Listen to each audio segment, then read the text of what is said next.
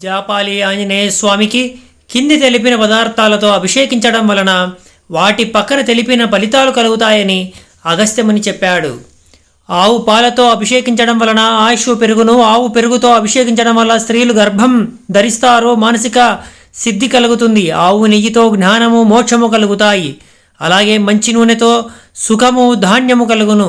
సింధూరంతో అప్పులు తీరును. బియ్యപ്പൊడితో శనిపీడ తొలగును. పసుపు పొడితో స్నేహము కలుగును. కుంకుమతో శత్రుభయం తొలగును. వెల్లి మల్లిపొడితో వ్యాధి నివారణ జరుగును. అలాగే ఏలకులు, లవంగాలు, పన్నీరు, జీడిపప్పు, పచ్చకర్పూరంతో సౌభాగ్యం కలుగును. తేనెతో మంచి చదువు, తీయటి గొంతు, మంచి మనసు, సుఖములు కలుగుతాయి. చెరుకు రసంతో రోగములు పోతాయి. పుష్పములతో చెడు గుండలు పోవును. తమలపాకుతో ఆలు మగల దాంపత్యం సుఖంగా ఉండును. గంధముతో లక్ష్మీదేవి కటాక్షం కలుగుతుంది. కొబ్బరి నీళ్ళతో అభిషేకించడం వలన స్వర్గప్రాప్తి కలుగుతుంది. కళ్యాణానికి దారి చూపిస్తుంది. పంచామృతంతో విజయం కలుగుతుంది. అరటి పండుతో వ్యవసాయ వృద్ధి కలుగుతుంది. ఇలా వాళ్ళకు తోచిన అభిషేకాలు చేయించడం వలన భక్తులకు తీరని కోరిక అంటూ ఏదీ ఉండదు. ఇప్పటి వరకు ఈ అభిషేకాలు చేయించి మా కోరిక తీరలేదు అనేవాళ్ళు ఏ ఒక్కరూ లేరు. ఈ అభిషేకంలో చేయించిన తరువాత వాళ్ళు ఇంకా ఉన్నతమైన స్థానానికి ఎదిగారు. అటువంటి జపాలి ఆంజనేయ స్వామిని దర్శించి మీకు తోచిన అభిషేకం, మీకు కలిగిన కోరికను బట్టి మీరు అభిషేకం చేయించగలరు.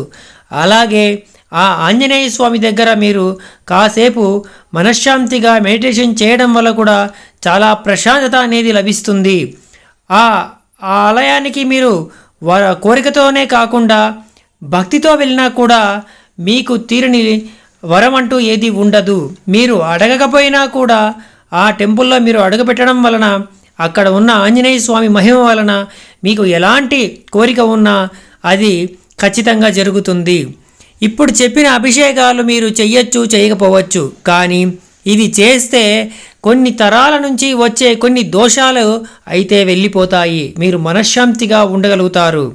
అలాగే అక్కడ నేను స్వామివారితో పూజారితో మాట్లాడిన సందర్భంలో అతను చెప్పిన ఒక విషయం నేను మీతో పంచుకోవాలనుకుంటున్నాను. ఎవరైతే ఈ జపాలి ఆంజనేయ స్వామిని నమ్ముతారో, రామగుండం, సీతాగుండంలో స్నానం చేస్తారో వాళ్ళకి ఎటువంటి రోగాలు ఉన్నా, దోషాలు ఉన్నా అవి తొలగిపోతాయి. అలాగే అక్కడ మీరు ప్రశాంత చిత్తంతో, చిత్తశుద్ధితో ఉండడం వలన ఎంతో జ్ఞానం అనేది లభిస్తుంది.